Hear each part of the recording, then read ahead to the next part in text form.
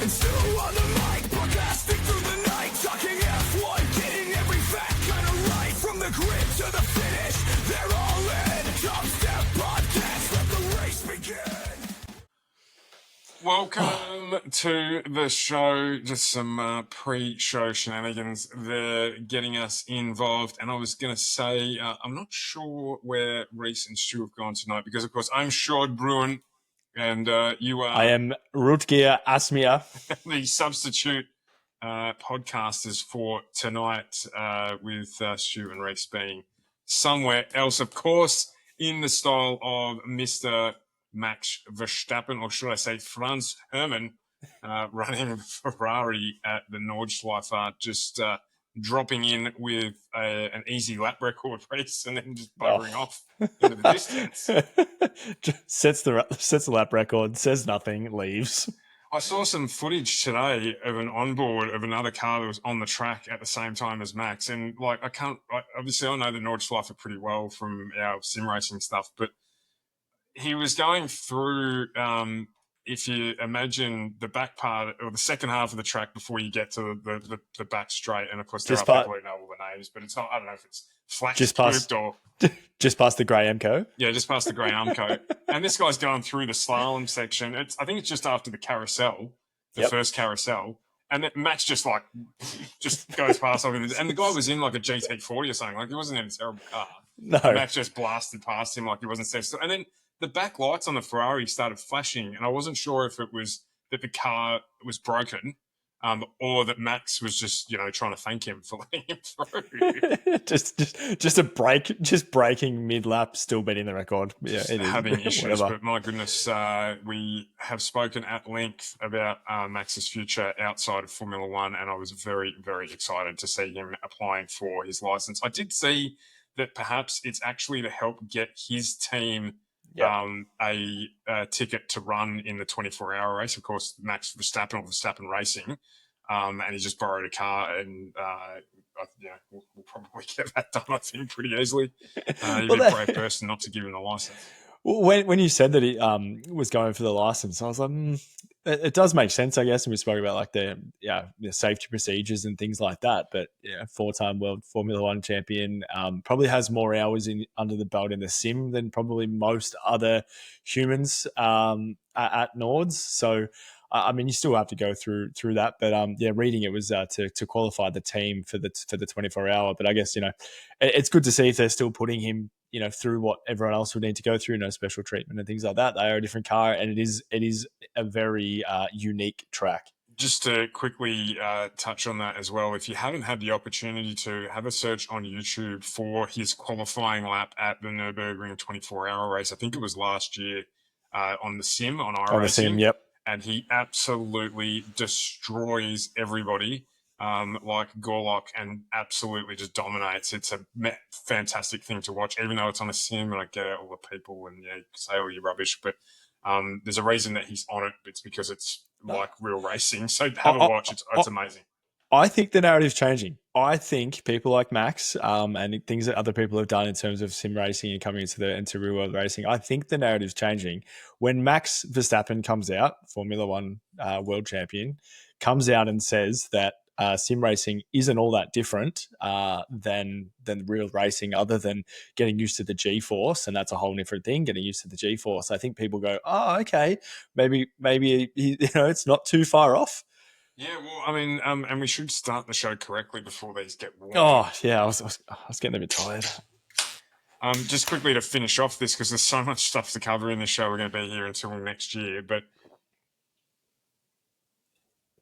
I saw as well that Kimi Antonelli has come out and said that he equally sim races, and the team that Max has started is actually because of how expensive it is to make a pathway from amateur racing to professional racing, whether it be Formula One or GT racing. So the team he's put together is solely made up of sim racing people, and that's it. So we've sort of fanboyed out a little bit on the sim racing aspect of it. There's my racing sim behind me if you can't see it. But in the true fashion of getting things almost right, I think it was $10 million to go from go-kart racing to Formula One racing. That sounds cheap. It was either 10 or 100, and I know that's a big gap, but Wow. it was It's a a one. small It was a difference. one. It was a 1 and a 0. But yeah, absolutely, bridging that gap. Be going from even go karting at a professional, or not a professional, but at a competitive level is tens of thousands of dollars. Yeah, no, it's a ridiculous amount of money without sponsors and stuff, which makes people that genuinely get there on talent a much bigger story than they probably get told. And it does make it more aware. Like people like Lewis Hamilton, for example, who was sponsored to if they made it to here, and people were like, "Cool, we'll lend you the money if you make it there." Like Liam Lawson, for example, then pay us back some dollars. Like it's a bit of a gamble.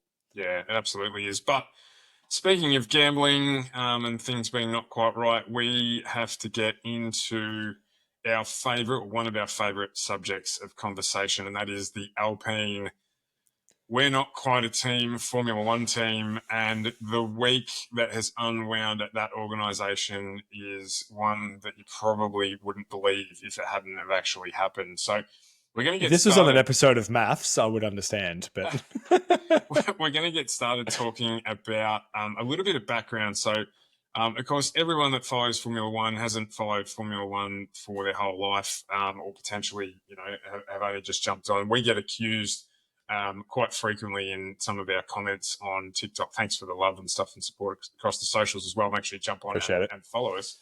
Of needing to go back and this new thing of being a DTS commentator, which is a drive to survive expert effectively. But I mean, I've been watching Formula One since I don't know how long ago it was, but I think, probably since the very late 80s when they would start broadcasting the races that we could see in Australia. But anyway, a long, long time. But for those of you who aren't aware about Flavio Briatore's background, we need to touch on this so we can frame the conversations around the changes at Alpine this week and what's gone on there. So, of course, Flavio used to be the team principal back when Benetton first started out in Formula One. So he famously or infamously stole Michael Schumacher from Eddie Jordan, who ran him in the 7-Up sponsored car back in the early 90s. Fast forward to 2008, and he's still running that team. Fernando Alonso is driving there. And I preface this by saying that when he was running Benetton, if you've watched Senna, you'll see that Senna was accusing, or there was concerns around the electronic suspension that Williams had invented that Benetton were running in 1993, I think it was. It was outlawed for 1994, and Senna had switched to Williams. They didn't have that system anymore, but there was suspicion and accusation flying around that Benetton was still running that or part of that system in their car. Unfounded. Just hidden. Stashed away. And which made Senna beating Schumacher in the Benetton in the Williams in, unfortunately, the very, very short time that he managed to do that. Even more exceptional, out-qualifying him at Imola, unfortunately, in the weekend that killed him. So there's a lot of history behind Benetton and some shady stuff that Flavio seems to bring to the table. And I do say seems to bring to the table because not all of it has been found out to be true. But the one thing that was found out was that he instructed Nelson Piquet Jr. to deliberately crash his car on lap 14 of the Singapore Grand Prix in 2008, which impacted the results of that race. So it meant that Alonso, who had pitted early and had fresh tyres, was able to stay out, and the rest of the field pitted to get fresh tyres at a track that was difficult to pass at. And it ultimately impacted the outcome of that Formula One season as well. So you're probably more familiar if you weren't around at that time with recently Felipe Massa coming out and saying that he deserves that title, suing the FIA, blah, blah, blah, blah. Anyway, long story short, Nelson Piquet got dropped. The following year came out and said he was instructed to crash it. The FIA came out and said, well, you can't do that. Max Mosley at the time said you can't do that. But unfortunately, he was judge, jury, and executioner on that matter. And so 12 months down the track, a French court overturned the decision of the FIA. They didn't say you aren't guilty of cheating, but they said that you weren't given due process in the way that it was heard, and So therefore just you can come back. just highlighting that before you move on, he wasn't exonerated from his involvement in it. He hasn't come out and said yes or no. It was the legality mumbo jumbo paperwork, let's say, that got him off the hook in the end. Yeah, so the FIA couldn't hand down at the time. He was a team principal, and the FIA in their jurisdiction as organisers of the Formula One weren't able to hand down punishments to team principals. They could to drivers because the drivers held the license, but at the time they couldn't do it to team principals, and that got changed after the decision got overturned. Which is funny too, because Max Mosley's a lawyer, so he should know better. But be that as it may, that's what happened. So, long story short, out of the sport for a long period of time, the Italians, as the Italians do, think that by exonerating everybody themselves and giving forgiveness means that that all is forgiven and the world is okay. I was going to say, but it's not that it's everything's okay. It's like he spent long enough away that he's like, oh, I'll come back now. No one will remember. Yeah, and so fast forward 2024 comes in as an advisor for Alpine, who clearly have issues. I think we speculated, Reece, that they might be financially nearly broke, which is why they've done the Colapinto deal, which we'll talk about shortly. But that gets you up to speed now. So we get to the start of this week, and the team implodes. I think is probably the nicest way of putting it. It's not the worst one we've ever seen, but the team, has a mini implosion. So, what do you make of Flavio being back, knowing that and I can say this, knowing that he is a cheat? What do we think about him being allowed back into the sport as the first part of this 3-part assessment of Alpine Formula One team? So when Flavio came back in, we touched base on it quickly, and I said I don't think, and I didn't dive too much into the Crashgate side of things, but I don't think the views that he has were relevant to Formula One then, and I do not believe that they're relevant to Formula One now. The way that he speaks and treats the people that you've seen, even just in the media, so that's an open door. Most conversations you have with people that say, "Oh, they're worse behind closed doors," or things like that. So imagine what that is actually like behind closed doors. I'm going to say that he is a cheat. For PK Junior to have been granted immunity, there needs to, and the amount of people that have come out and said the involvement, obviously, just saying that as well. Fernando Alonso was found not to be involved at all, so it wasn't his call. Didn't know anything about it. Thought it was just a racing incident. Yep. But for the amount of people to have come out and said it, not only now but at the time, and everything to have happened, the fact that he's back in the position that he's in now, especially after the implosion, it still doesn't make sense to me. It doesn't work. It didn't work then, and I can't see how it's going to work now in any way. Yeah, I mean, and I'm with you. Like, I understand that he was technically cleared, but he was technically cleared because the FIA stuffed up. He still cheated, and I don't understand how he's allowed back in under any circumstance. Yeah, but that's like saying that someone was fired, but the paperwork didn't clear, so they weren't fired yet. Like, it doesn't, just because the paper trail and the way that it all went down wasn't 100% correct, doesn't mean what happened didn't happen. And it's not something that needs to be around Formula One. I feel like, in any other sport, I feel like if you were caught doing this, you would be out forever. So I didn't make sense of his comeback when he did come back, and the more that I see happening at Alpine, the less it makes sense to me. Now, let's have a look at this then in the context of Alpine. So he has won 4 drivers' world championships as a team principal. But see, sorry to cut you in there, but to me, finding out what we found out later puts question on everything he's done beforehand. Yeah, and that's where I was going with it. So you've got to draw the line between how badly do you want to get back to the top, and how badly do you want to get back to the top? Like, what are you willing to do Yeah. to get? Yeah. You know, are we talking Liver King style back to the top? Yeah. Or are we talking, you know, it's going to take time, Williams kind of starting to get back to the top? And Yeah.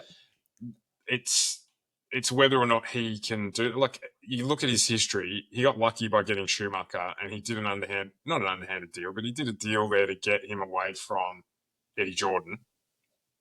So there's that. And then you've got, you know, he's had Fernando Alonso as a driver with him when he won 2 titles as well. Obviously, we know what Fernando can do. And then as things started to go wrong, that this is when this cheating thing happened. And again, looking at it in the context of when it happened, it's not like Fernando ended up winning the world title out of it. Like, no one benefited from the Renault Lewis team won. at all. Yeah. So, I mean, and I did draw the kind of connection between the fact that Lewis probably had one stolen from him, but also probably got gifted one as well as kind of that sweet, you know, full circle round justice thing. But we won't go in there. It was deep in the comments when it happened, but moving on. We won't go in there. So that sets the scene. So we've got Flavio there, who has a very dominant style of doing business. He's probably the Italian version of Donald Trump in terms of the way he goes about it. Can you imagine him, Donald Trump, and Stroll having lunch? Oh, not at all. The building would burn. The building would burn down. They wouldn't be able to decide who was going to sit where. No. And then Donald would get into his new plane and bugger off. But it's yeah. So, I mean, that's the scene that we're at with Renault at the moment. They've got a questionable team principal. They've got a questionable head as well, because the chief engineer, Pat Simmons, I believe, is back involved as well. Flavio's taken over the whole thing. And so we get to that happening on the back of a poor weekend for Jack Doohan, and a poor weekend for the team. We said this. I said this last podcast, that it would be a shame to see Jack out after that race when it wasn't, you know, really his fault to be taken out of that race. And the last full lap he did as a Formula One driver was in a Lego car.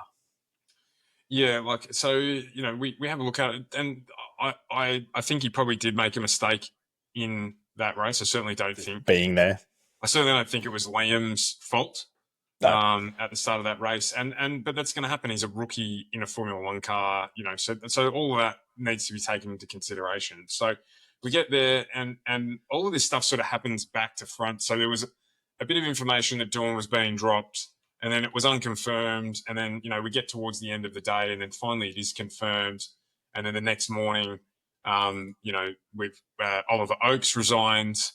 And so we've got this weird scenario where it looks like Flavio's given Doohan the boot, and Oliver Oakes has said, well, I don't agree with that, so I'm leaving as well.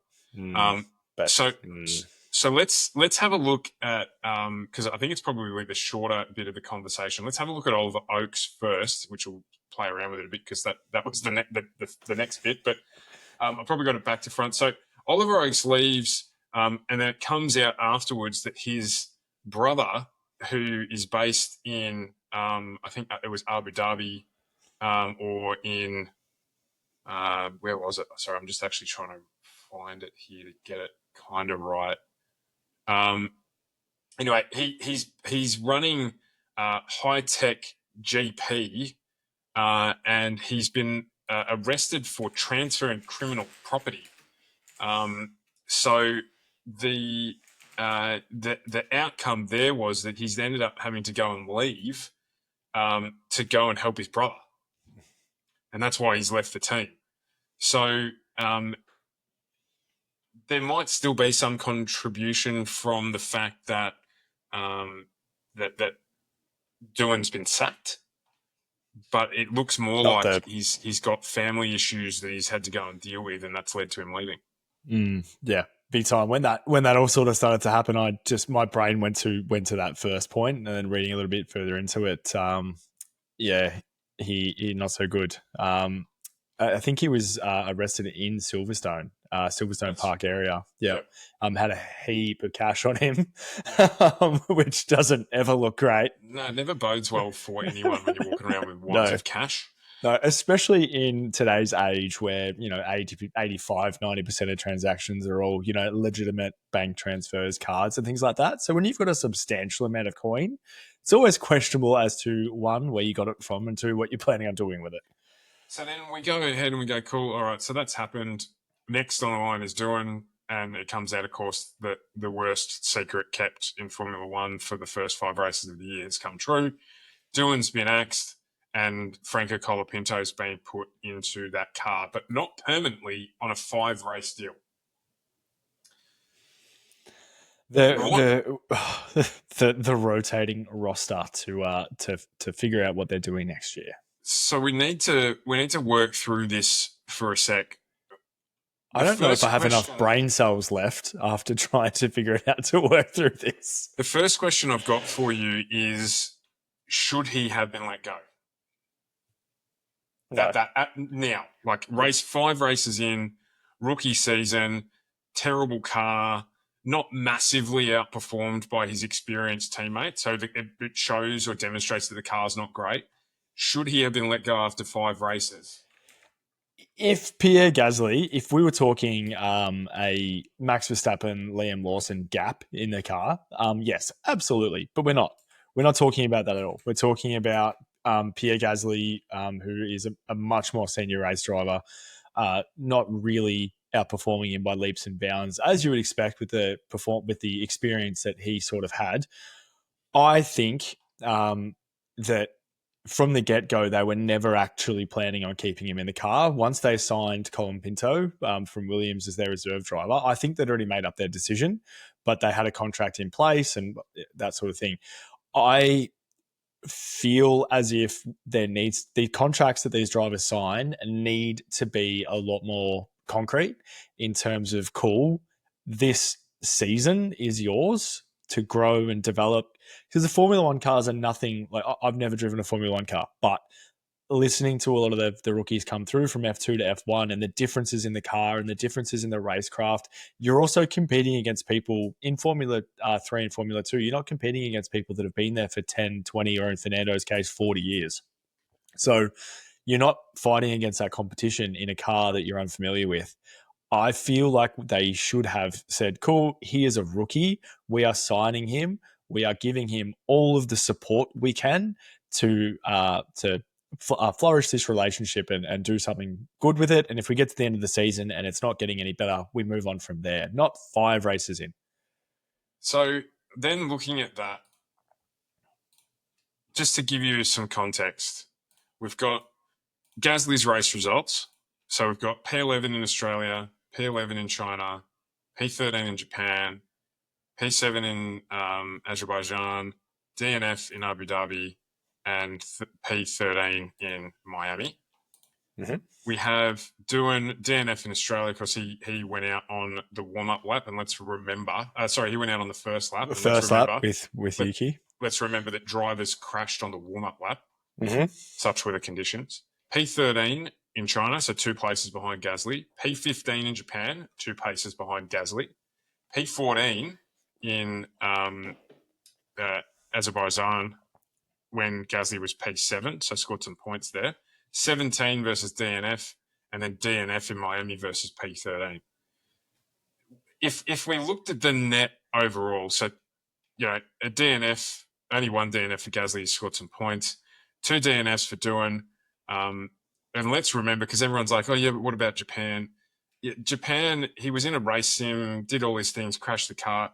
They also made the decision to take a rookie who hasn't run at that track before in a Formula 2 car and give his first practice session away to somebody else in some sort of publicity stunt. And that driver now drives for Haas.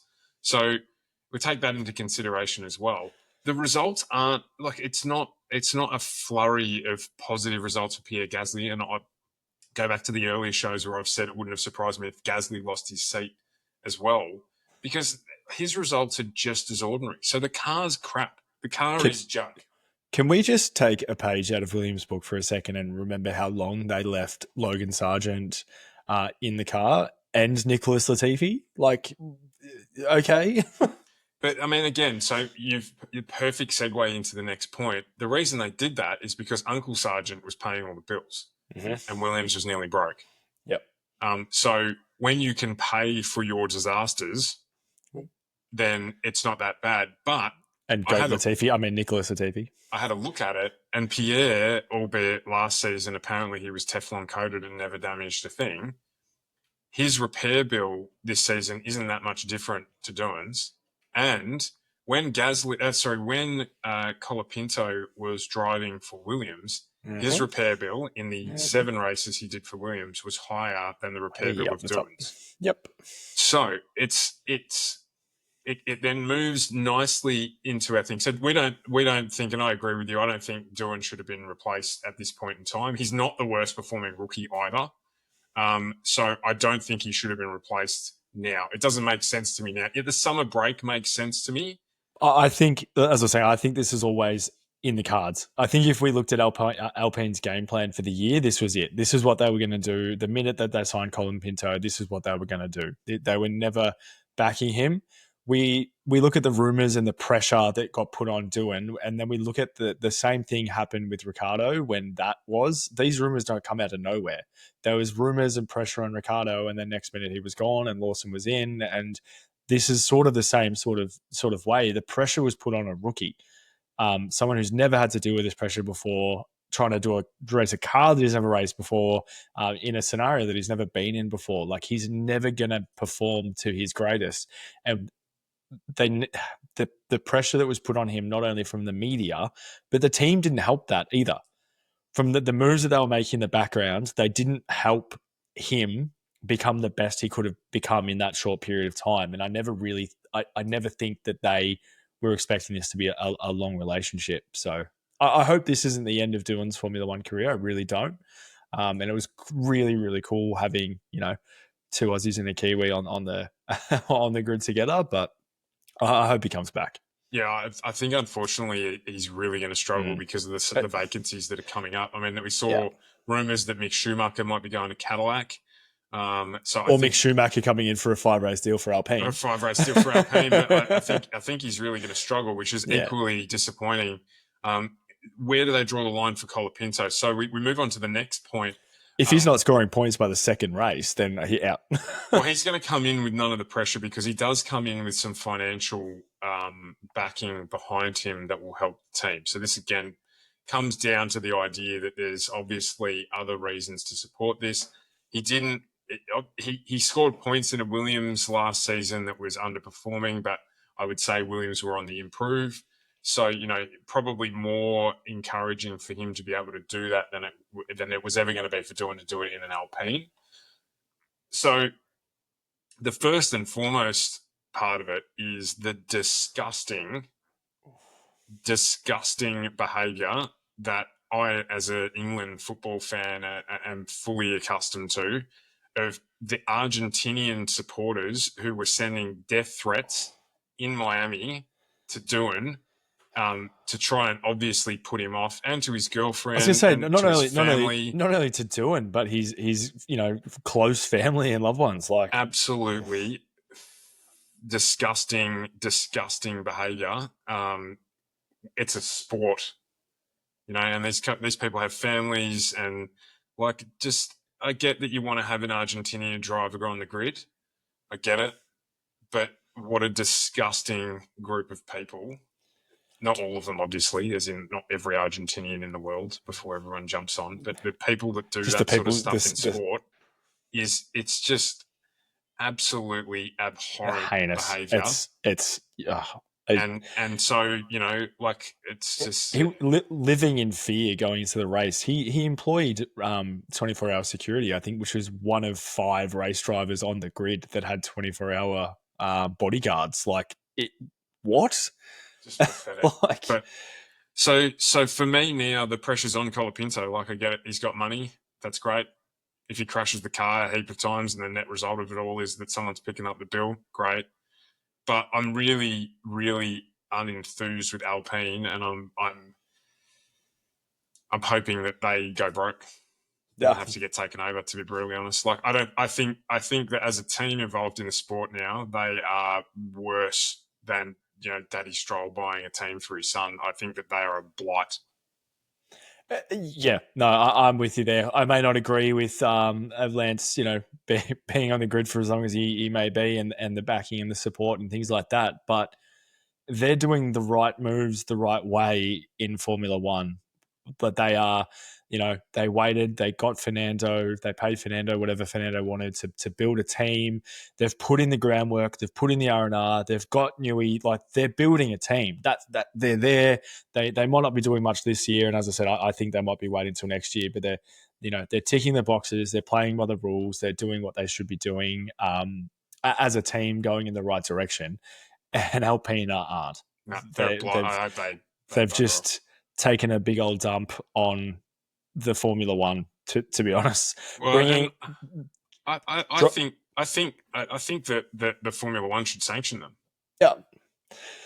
How often have we seen sports teams get sanctioned because of the behaviour of their fans? Yeah, well, you're talking about being an English football club. Look at the clubs in the Premier League that have had issues and things like that because of their members and because their fans and the riots they've started after matches. And they play in front of empty stadiums because of it. Because they've sanctioned them. Like, it's like, cool, well, your fans did this. Now you're not going to make any money at your home ground because you can't sell any tickets. So have fun with that. It really just churns me inside. I think this is what we can see. And as I was talking before about closed doors, we can only see the top of the iceberg. There needs to be, I feel, an investigation into Alpine to find out what the hell is going on behind everything else. Because this can't be what we see. Can't be it. I reckon there's this has got stink all over it. I probably can't move away because of who is now running the team. And people wonder why Danny left after a year. Yeah. And people wonder why they've gone through 14 principals in 5 years, 6 years, whatever it is. For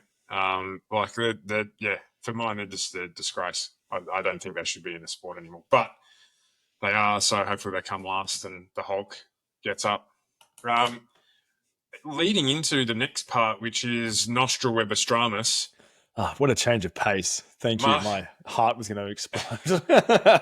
What a bullet Oscar Piastri dodged because of Mark Webber. I've said because of Mark Webber, but I'm assuming heavily influenced by Mark Webber getting him out of whatever he had signed with Otmar. But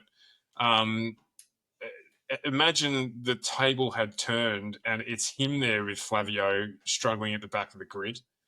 And Jack went to McLaren. Like, it just talk about fortuitous timing and all of the things that have gone on with that. It's just amazing. We could have had a situation where we miss out on Oscar being a world champion because of that wrong decision. So it must have been off back then. It must have been. Well, we know Omar was paying the payroll out of his own pocket.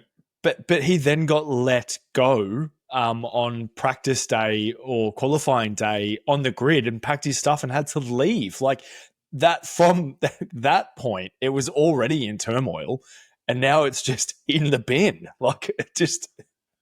So we owe Mark Webber a great debt of gratitude for saving Oscar.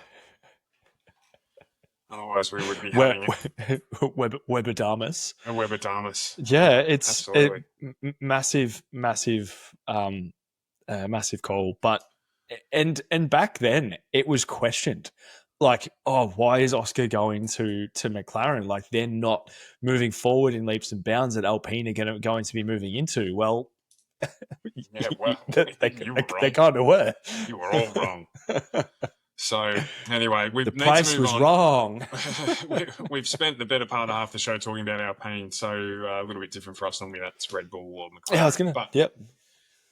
Looking at a couple of other things that came through the pipeline. Now, I've kept this one hidden from you deliberately. I saw a piece during the week behind a paywall. It's been from our mate, Jacques Villeneuve. As soon as you said it, I was like, who is the furthest away of my mate? The groundhog has done it again. He's just appeared and he said Oscar Piastri has been labelled F1's golden child as Jacques Villeneuve hints at favouritism.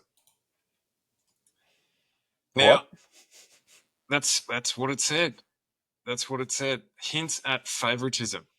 So this led me because so Jacques is gonna be there this weekend. He's gonna be commentating. We thought we were gonna get away without him until we got to Canada, but as it turns out, I didn't know this, and I'm not sure if you knew this either. But at Imola, there is a corner named, or a sequence named after his father.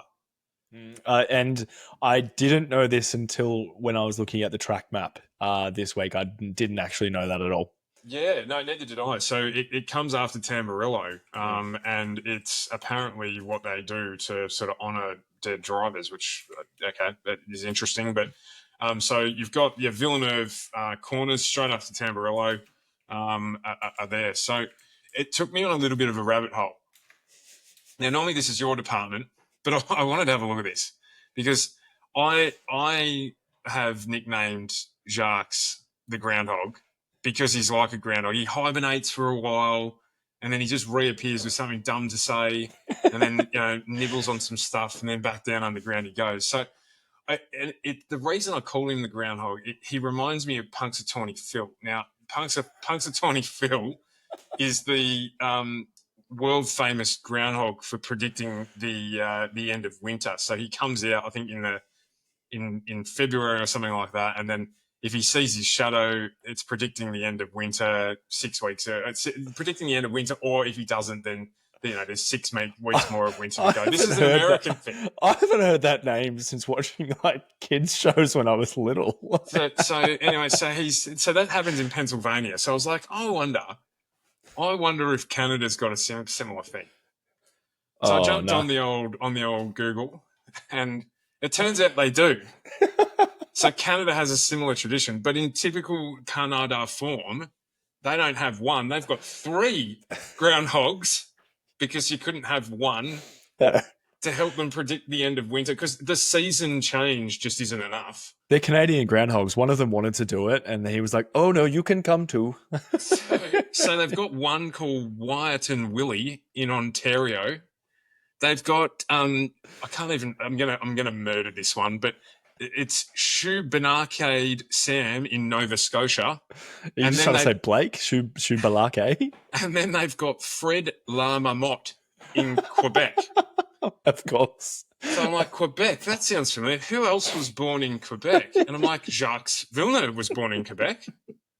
So, okay, well, that makes sense. So Let me run you through some Jacques facts. Jacques finished his Formula One career at Sauber in 2006 when he was replaced by Robert Kubica at the German Grand Prix. 2007, 2008, if you remember, he went and had a go at NASCAR and was rubbish at it. And he drove at Le Mans for Peugeot. Okay. 2009, he launched what ended up being a failed attempt to start a Formula One team called Villeneuve Racing, and it was rejected by the Formula One. And then he kind of disappeared from the scene. Now, in 2010, Fred la Marmotte made his first appearance on Groundhog Day. So 2010, he suddenly turned up. How coincidental that he suddenly turned up in 2010. So you think he was cooking? He was cooking for that time. So old Fred kept making appearances every year from 2010 until tragedy struck. Now, Groundhog Day is the 2nd of February every year. On the 1st of February in 2023, tragedy struck and Fred died. So he died the night before he was supposed to come out and tell everyone whether winter was going to keep going or not. And I remember seeing that on the news because they had a little kid do it. Yeah, because the groundhog died. So they had to have someone do it. Yeah. So what a great thing to do, tell the kid the groundhog's dead and to go and tell everyone whether there's winter or not. I'm surprised Jacques didn't do that. However, June 16th, 2023, Canadian Grand Prix. Who reemerges from the shadows into the limelight as a guest commentator? Jacques Villeneuve. So, in the words of the famous Monty Python and the Holy Grail sketch, If she weighs the same as a duck, she's made of wood, and therefore a witch. Jacques Villeneuve is Fred la Marmotte. He is a groundhog. It is I've proven it with facts. He is. You can't make it up. He is the groundhog. He was hibernating, and then he suddenly reappeared after faking his own death, and comes out with these pearlers that Oscar Piastri is the favoured child of Formula One. Well, fuck me. Go back into your groundhog. Go back into your post and let them bring you out again in February, mate, because you were doing a much better job then. That whole time, I was like, oh, you really need the tinfoil hat. But no, there is facts behind this. It all adds up. It all adds up. There is no open doors here that as a theory. This is a proven. Yeah, okay, I'm on board. So Jacques Villeneuve is actually a groundhog. His name is Fred la Marmotte. So we're just going to call him Fred from now on. Yep. And it fits as well for the stupid crap that he comes out with like that. How is Oscar Piastri F1's golden child, other than them thinking, great, we've got somebody, which will lead into our next topic of conversation, but great, we've got somebody who's going to, give it to Max, so we've got that battle back again. Yeah. No. Yes. You are. I couldn't believe that was incredible. I couldn't believe the chain. I just kept finding. I was like, this is unbelievable. But it's just you just opened one door, closed another, and opened another door. Like it just kept going. That was good. Thank you for keeping that from me too. I appreciate that. I wanted to get your genuine reaction to finally understanding that my nickname actually is Truth. Yeah. No. Props. So. To cover off, because take a breath after that. We are sip a monster, maybe. Rapidly running out of time here, but we have one more piece of news to cover off, which I actually thought was good, and I want to get your opinion on it. Damon Hill has come out and urged Lando Norris to ditch the nice guy approach. Now, we've spoken about this at length when he deals with Max Verstappen. And the reason I wanted to get your opinion on it is because I hadn't realised or thought about the parallels between Damon Hill and Michael Schumacher, and, of course, Lando Norris and Max Verstappen. And so I went back through again and had a look at it. And a lot of the incidents are similar where, Schumacher was more aggressive and then Damon Hill was, and it cost Damon Hill a world title. Very, very similar stuff. I wanted to get your opinion on whether or not in the Webber-Piastri style, it would make sense for McLaren to hire someone like a Damon Hill to help coach Lando in his racecraft and his mental preparation. I would be just giving him a blank check because we spoke about Webber and we spoke about the second driver in the team and the experience that he brings to Oscar, and he was in that situation and the things that he could have done differently. Well, Damon Hill is exactly the same, and you said this, like with him and Schumacher, he was the nice guy to Schumacher, where he probably needed to muscle more. He got out-muscled by Schumacher. He got pushed in places that he should have pushed back harder and probably, and as you said, cost him the title. Being that nice guy to someone with a championship mentality like Schumacher never works. And, when Max's thing, like they're in separate teams, they're working against each other, and they're still mates off the grid. That's great, but having that friendship go the way that it's been, even with Max winning, he pushing back and getting it out of his head. There's no one that's going to be able to teach him that than Damon Hill. Just having that reflection, and we talk about this with Webber, the reflection of the things that he should have done, and the reflection of that mateship outside the car needed to change on the track. So yeah, open check, get him in big time. He's still doing it as well. I mean, we saw on the truck on the way to the cool-down room in Miami, he sort of had that slight dig at Max about, whether I'm going to crash or not when I'm racing him. Did you see Oscar's reaction to what Lando was saying about Max? Mate, I thought his eyebrows were going to fall off the top of the screen with the reaction that he had to it, because racing hard and racing unsafe are two totally different things. And then racing smart is a completely third thing, and that's we touched on the base on this last pod. So if you didn't hear us talk about it, go back to that. I'm just going to skate through it. But Oscar took it to Max in a completely different way that worked. Lando took it to Max the same way he always does, and it's like two kids kicking the ball to each other, where Oscar came through and torpedo kicked it and away he went. Like it's just two completely different ways. So having that different mentality, it also bewilders me how Lando has gotten this far, seen his teammate do what he's done, and still not change the approach. Like the world championship title chances for Lando are slipping. They don't know what next year's going to bring. They don't know what next year's going to do. So just go for it. Yeah, absolutely. So, I mean, I'm with you. I think whether it's Damon Hill or not, going back to our original point, that they need to bring someone in to help him get that grit and have someone outside of the team, even though it is within the team, but outside of the team, who he can voice his concerns to, voice his fears about probably crashing the car and the cost of racing and the potential of what he could lose, that he can talk to, that isn't Oscar, that isn't, the team principal, isn't Zach Brown, isn't anyone there. Like, is a Formula One race winner, like, but has been there, like Mark has. That I think I would love to see them do it, and I think it would help him a lot. And then we might be just having the conversation about both of them at the top. Sorry, and Damon Hill's he's a world champion as well. So of course, he 96 world champion. Yep. So he's been there, and he probably could have got another one. He lost 94 in Adelaide because he wasn't aggressive enough, and then Schumacher drove into him, and and Schumacher was out, and Damon couldn't continue because of a broken front wing, and that was it, and it was lost. But Damon Hill always stayed true to himself and the way that he viewed the race and everything like that. But if your mentality is to win world champions, people talk about Max's attitude and his views and things like that. I think they forget how Michael Schumacher was. I think they forget how a lot of the world champion drivers, how they were on the track. You have to have that mentality. And so no one remembers how Michael was in a race car. They just remember him as 7-time world champion Michael Schumacher.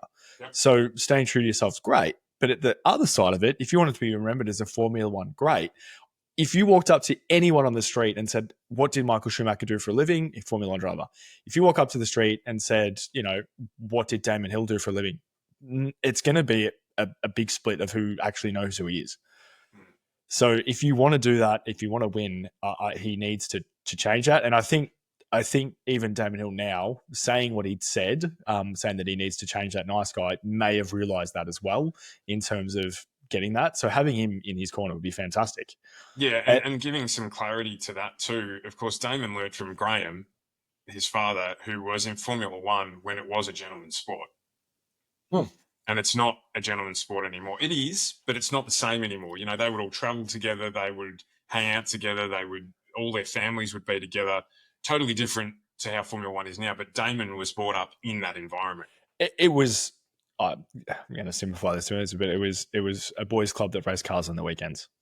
100%. They were all mates. That's how it began. Yep. And it's not that anymore at all. No. So look, it'll be interesting to see. I wonder if they might pick us up on what we're suggesting and run with it. Only time will tell. Speaking of time, we are pushing along here. Just want to get. I saw this post from our favourite news agency, the Fox Sports people, and of course, I have absolutely slandered and slapped them in the past for not knowing anything about Formula One. But I saw this.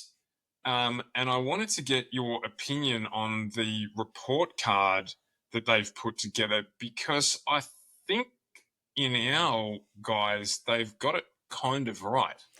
Yes. I do need to disagree, however, with Ferrari and Alpine being on the same grade. Cool. So let's run through it. Let's run through it then. Yep. So they've got McLaren as an A+. Where are you on that? Yep. You reckon A+? Absolutely. Yes, I do. A+, absolutely. So Mercedes is a B. Yeah, I would put Mercedes a B to an A, but I'm quite generous with my ratings. But I'm going to not disagree with the B. So yep, B. Yeah, I think that's probably a little undercooked because I Yeah. didn't expect George, and if we really want to go back and have a look at what you said about Kimi at the start of the season. He's just doing it to spite me, I swear. if you want to have a look at it, I think that they're outperforming where probably people expected them to be. And that's why I'm saying, like, if McLaren's an A+, I'd probably have Mercedes an A. Like, in terms of expectation, delivering, the way that the team's working, the way that they're all working together with Kimi, how George is running, like everything, I would probably put them as an A. And in the same token, Red Bull Racing at C, I would probably step Mercedes up to an A, and I'd probably put Red Bull to a B because they are doing, whilst they're undoing a lot of the work they've done over the last few years, they are still pushing a car that is, as close to a tractor as the Sauber up into the points. Yeah, and you're right. The Ferrari of a D. No, I don't see how you would give Ferrari a D and an Alpine a D. Yeah, I just don't. As a comparison, you can't put one of those is wrong. Yeah, one of them is wrong. One of them doesn't belong. And I don't necessarily think that it's the Ferrari that's a D. And this is why I say they've got it kind of right. They still need to stick in their lane, which is, I don't know, curling or something like that. I'm not sure what sport they commentate on that's any good. But the Ferrari is a D, and then getting down to Alpine. Alpine is a D. I think that somebody's run out of patience by the time they got to the bottom. Well, if you're going to have Sauber at E, you're going to have an Alpine at E. Like, that's, to me, the equivalent. If that's where you're going to put Sauber, you're going to put Alpine there as well. I know Alpine scored points with Gasly's 7th, but other than that, it's been absolutely turmoil, and the car is a pig. So let's put Alpine at E, Sauber at E. So let's take this then as them comparing, as you've done already, what we expected from the car versus what they're doing, because that's the only context I can give it. Which then doesn't make any sense that Williams get a B+ either. For me, if that was the context, A+. They are A+. They are A+. They are the team that probably nobody expected to be where they're at this absolutely season. Not. And they're doing a marvelous job. That's the same reason why I'm giving McLaren an A+, though. It's not necessarily that they're winning. It's the fact that their car is 20 seconds faster than the rest of the field. I would not have put $1 on that to happen. So for that to be happening, absolutely A+. And the same thing with Williams. We said in the early shows that we expect a growth and some change. I didn't expect this much. I didn't expect this much performance. And I also didn't expect this much unity in the team so early. Like, that they seem to be, they have had some, issues, but they're still working relatively. They are one of the newer put together teams. And to be, running in 5th and 7th, for example, against the top teams is crazy. So Williams A+. Whereas Haas, for example, I probably wouldn't have them as a B because I expected a lot more from Haas, probably before Ocon got signed, but I expected much more from Haas. The mechanic. Yeah, that mechanic, he's straight to the hiring room. He's now head of operations. He's the head of driver recruitment. So I think Haas is probably like a C if we're going, that sort of thing. And again, Aston Martin F, I do agree with.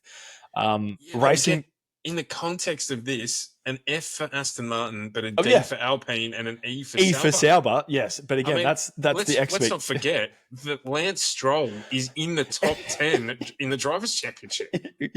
And you keep having to remind me because I've just pushed that out of my head. Like, that in itself gives him an A+ for the year. Yeah, big time. The fact that he was in the top 10 drivers ever, like, even if it was for one race, let alone, what are we now? This will be the 6th race. Yeah, so we're 6 in. After 6, this is the 7th race coming up. Yep. Still in the top 10 is crazy to me. So, there is a Haas in the top 10 as well, and it is that man Ocon that you were talking about. So, no. Racing Bulls is a C+. No, see, I would throw them up. I would be putting them to a B+ because, again, they've got now they've got 2 rookies running in it. But watching Yuki in that car was crazy. And Hajar's been excellent. He's absolutely. So that car, the last couple of weeks have been a struggle for it, but they come out super strong. And they've had some issues with damage and all that sort of stuff. But yeah, I think that Racing will C+ is probably a bit harsh. I'd probably give them a flat B. And Alpine E, Sauber E, probably correct. But in the context of where you expected them to be, for me, Alpine would just be a C. Like they're where they're not a pass or a fail. They're where we expected them to be. Correct. And Sauber's the same. Like exactly. We expected them to be the bottom 4 cars. They are the bottom 4 cars. So it's not an F. It's not anything. It's just what it was. Yep. No, absolutely. And as we say, like Sauber's hanging on, like unlike Alpine, where I think this year might ruin them. Sauber's waiting for next year when Audi come into it. Yeah. Aston Martin are waiting for next year when the Newey Magic gets sprinkled on their car. And Alpine have nothing cooking. No. Like, they're cooked. Maybe a risotto. Having a cup of tea with Ferrari. Anyway, I thought that was interesting. Look, Fox Sports, again, just stay in your own lane, and that's not on the Formula One track. But, some interesting things that they put together there in terms of where they think it is at. Let's get into it. We've only got about 5 minutes left on the show. We're going to go over time, which is not unusual for us. But we've got to have a look at the 2025 Imola round coming up. Let's get into a preview for the Imola race itself. Last year, of course, Max Verstappen took out the win from Lando Norris with Charles Leclerc coming in third. Interestingly, that I had forgotten that Oscar had out-qualified Lando, but got first time got a grid penalty for impeding. So started in 5th, which impacted his race. But this was still in the early part of the season, of course, where Max was able to dominate. Probably the first race we saw McLaren start to really push the Red Bull. Yeah. Well, this is what do we is it? When do we see upgrades? Another two weeks, or is it next week? Yeah, three in Spain. Okay. So two more races to go. Spain was where we really saw the McLaren change and really go, okay, wow, this is going somewhere. So this is where obviously they were doing stuff right coming up to the upgrades. The next couple of races, absolutely. If you're not familiar with the track, of course, it is an OG Formula One track. So bigger cars, not quite like what we're going to call it next week, but bigger cars, narrower track, high speeds. One DRS zone. Yeah, one DRS zone. A good mixture, of high speed, low speed corners and elevation changes as well. So it should be an interesting race. Braking zones are limited, which, given what we've seen about McLaren and tyre temperature management and their braking system, this could be one to watch for Red Bull to maybe grab a win or a cheeky pole position. Oh, I don't regularly disagree with you, but I think that having one DRS zone is really going to hurt the Red Bull. We know how strong the Red Bull is in DRS, and we know how quick the McLaren is in a straight line. So I think the combination might go the other way. Well, in speaking about previewing the weekend, we do have a new weatherman who's jumped on board with us to help in preparation for these events. He submitted a report for us to chuck up for you, so we might get that up on the screen now. Cross over. Listen to them, motherfuckers! Hello and welcome to the Top Step Forecast. I am George Jorlington. I'll be taking you through the weather each week before the Formula One races. This week we are off to Imola, where, as you can see, it is sunny, cloudy, sunny. So Friday, practice day, sunny. 21 and cloudy on Saturday, qualifying day, and 23 and sunny on race day. So in future weeks, I'll be taking you through where weather could be hitting on the track, but this week, sun, little bit of cloud and sun. So what does that mean for the race? Well, nothing this week. looking like the weather won't be playing into anything, won't be bringing out any safety cars or any racing under safety car conditions due to the weather.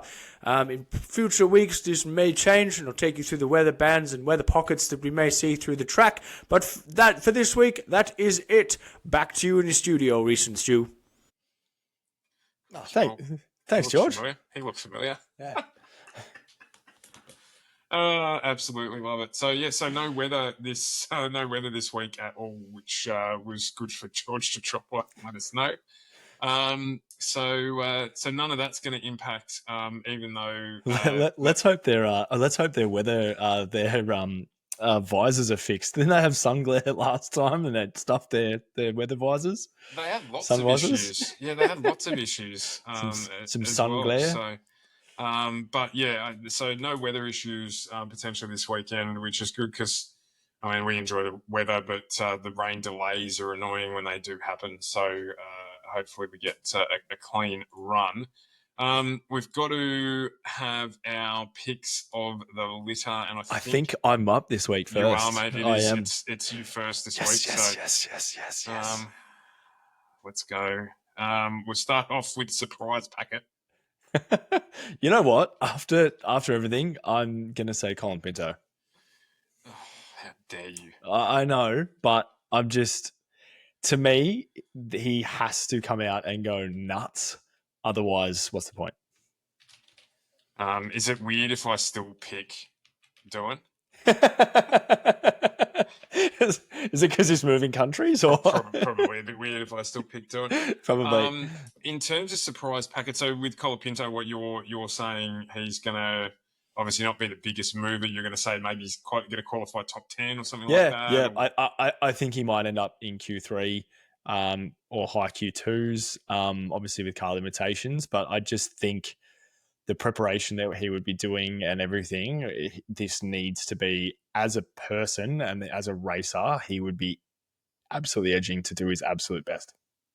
I'm going to go the opposite way. I'm going to say that that Alpine are going to finish stone motherless last, both cars, if they finish. If they finish. So I'm going to go with Gasly outgunned by Colapinto by finishing 19th. Yep. Okay. And I'm not bitter about it at all. Biggest mover. No, I'm going to go the Hulk. I just have to. You're just going to lock the Hulk in. It's got to come. I'm going to go. Go on. And I was going to say, you know what? Sometimes I've actually been right in terms of biggest mover because he started like 12th and finished like 18th. But anyway, it's not the way I want it. I'm going to go with a bit of age before beauty and go with Alonso as the biggest mover. Do you think they've put the engine in the car this week? Maybe, yeah. You might not be Flintstoning it. So you don't have to pedal. I'm gonna go with Alonso as the biggest mover. Pole position critical. Lock in double OP, please, sir. Done. And I am gonna go with my earlier call and go with old Maxi. Yep. Because I feel like it could be. And we haven't even spoken about the Ferrari factor at Imola. That's how good they're going at the moment. This should be a Tifosi or whatever it is, 1-2, and we're not even considering it. Nah. Not even considering it. Well, the way that Ferrari's strategy is going, someone would have said, "Hey, did you load Hamilton's car in?" And be like, "Let me get back to you," and it would have already left before they got Hamilton's car in the cargo ship, on the cargo barrier. So I don't know, mate. Did you see that thing about the hypercar program where they're like both built in both Ferrari Formula One and the hypercar are built in the same factory? One's run by Ferrari and hasn't won bugger all, and the other one's run by an independent team and has won 3 consecutive WEC championships. But hey, the Ferrari Formula One team's got to get their funding from somewhere. It must be something to do with pit stops. I'm just going to put it out there. Team strategies. And in terms of race winner, you're going to go with the 81 Piastri. As well. Yeah, going to go with what will be the first time since Ayrton Senna that a driver has won 4 consecutive races for McLaren. Oh, he will join prestigious company. Maybe I'm wrong with that. Maybe it was Coulthard. I don't know. But anyway, I think there's 3 drivers in McLaren's history that have won 4 consecutive races. One of them was Senna. I think Prost was another. and it may have been Mika Hakkinen. Sorry, Yep. might be the other one. So, but still a big company to join in on, winning 4 consecutive Grand Prix in a row. And of course, the last person we saw do that was Max Verstappen, who is my tip for the win. I think whoever is going to win this will be whoever gets pole, particularly with how strong they've been getting off the line, both of them. So, of course, we say that, but the first corner at Imola is followed by a very tight second corner that goes the opposite direction. Oh, I feel like we've had a few of these races in the last couple of weeks. So, given what the groundhog has to say about favoritism, I think Oscar's going to win the race. But no, I think it's going to be a really good one. I'm really looking Did you forward to just it. complete a sentence saying that you agree with the groundhog? Not at all. Oh, No, it was absolutely... Oh. It was absolutely a joke, but looking forward to it. And of course, this is the first of 3 in a row. After this, we do head off to Monaco. And Monaco. I nearly slipped up. And then after we wake up from Monaco, of course, we go to Spain, where I am excited, counting that down to see the upgrades that people will sandbag through practice. And then what happens in qualifying at Spain is going to be unbelievable. Of course, there's also the wing controversy that will play its hand in Spain as well with that Flex Gate scandal. Oh, that's it, mate. We have managed to blabber on for an hour and 6 minutes today, so a little bit longer than normal, but a lot to cover in a busy period coming up for Formula One. So I think next week Reese and Stu might be back as well. So. Oh, yes, of course. Yeah.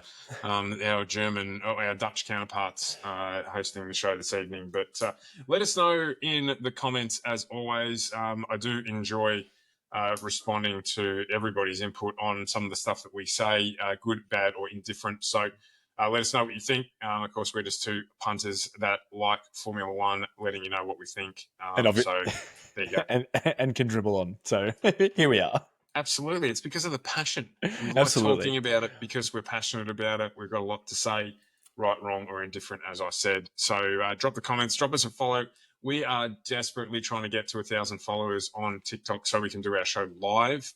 Jump over the top step on our TikTok. Give us a follow, and that'll be fantastic because live streaming is where we want to go. You want to be one of the people who can say on your deathbed that of your achievements in your life, you were there the first time the top step ever broadcast on TikTok. By the time you say that, of course, TikTok won't exist. But that's okay. Jump across, give us a like and a follow, of course, on YouTube and Spotify. Wherever you are listening to the show, we really, really appreciate your support and tuning in.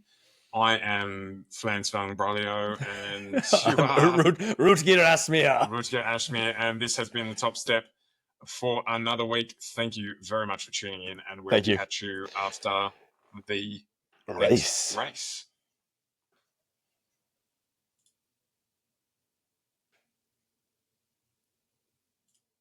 Well, that's a checkered flag. We're at the end of the race. Thanks for tuning in. You kept up the pace. Reese and Stu are signing off today, but don't forget to like, subscribe, drop your prediction.